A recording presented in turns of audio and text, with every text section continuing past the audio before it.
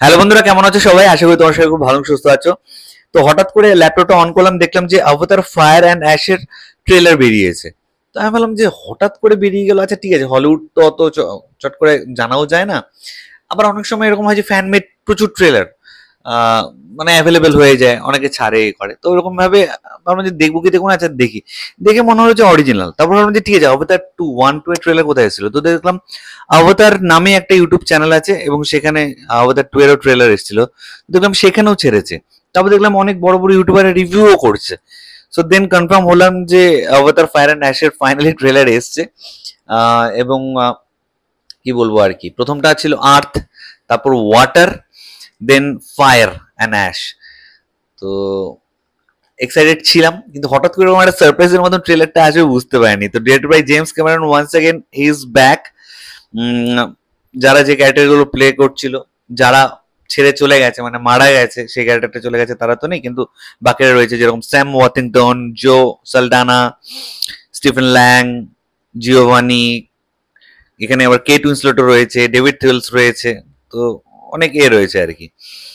আচ্ছা, আর ক্যারেক্টারের নামগুলো তো আশা করি তোমাদের মনেই আছে: জ্যাক সুলি, নেতেরি, কিরি, কর্নেল মাইলস, দেন রোনাল, তনোয়ারি। এই যে ক্যারেক্টারগুলো আছে সবাই কিন্তু এই ফায়ার অ্যান্ড অ্যাশে রয়েছে। এবার চলে আসি সরাসরি ট্রেলারটা কেমন লাগলো। তো অবতারের ট্রেলার মানে জানো, সে পান্ডোরার যে গল্পটা আর কি, তাদের যে ওয়ার্ল্ডটা, সে বিল্ড আপটা তো আমরা লাস্ট দুটো পার্টে খুব ভালোভাবে দেখেছি। এবার আগুন নিয়ে খেলা হচ্ছে, এই কারণে নাম ফায়ার অ্যান্ড অ্যাশ। এবং কিছু কিছু ভিজুয়ালস রয়েছে, আমার মনে হচ্ছে যেন খুব ভালো লেভেল আপ হয়েছে। এবং এখানে পান্ডারার যে লোকগুলো রয়েছে তাদেরকে দেখতে পাচ্ছি যে তাদের উপরে অ্যাটাক হয়েছে। কিছু কি কি বলবো, রোবট টাইপ কিছু মেশিনারি রয়েছে, তারা অ্যাটাক করে দিয়েছে, তাদের এগেনস্টে লড়ছে।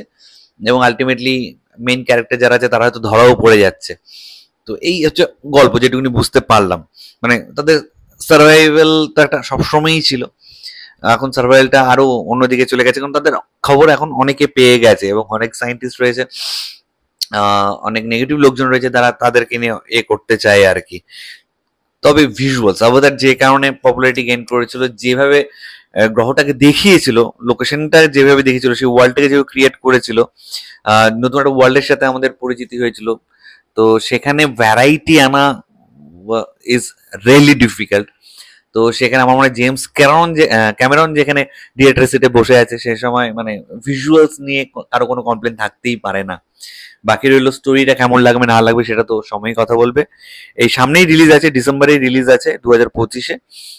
তারপর তো সিনেমাটা দেখে অবশ্যই সেটা নিয়ে কথা হবে, কিন্তু আপাতত ট্রেলারটা ঠিকঠাকই লেগেছে। মানে এই সিনেমাগুলো না ট্রেলার টেলার দেখে তুমি আর কি বলবে আর কি, হ্যাঁ, তোমাকে সিনেমাটা দেখতে হবে।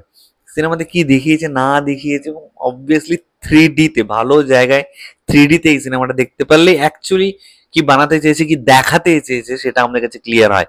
সো তোমাদেরকে রিকোয়েস্ট করি, সিনেমাটা যেখানে আসুক না কেন 3D-তে অবশ্যই দেখো কিন্তু।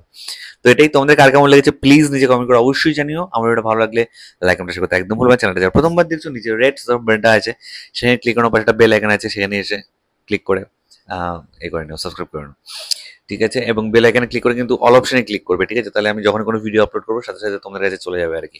তো ঠিক আছে, দেখা যাচ্ছে নতুন কোনো ভিডিওতে। টিল দেন ভালো থেকো সবাই, সাবধানে থেকো সবাই, লাভ ইউ, টেক কেয়ার।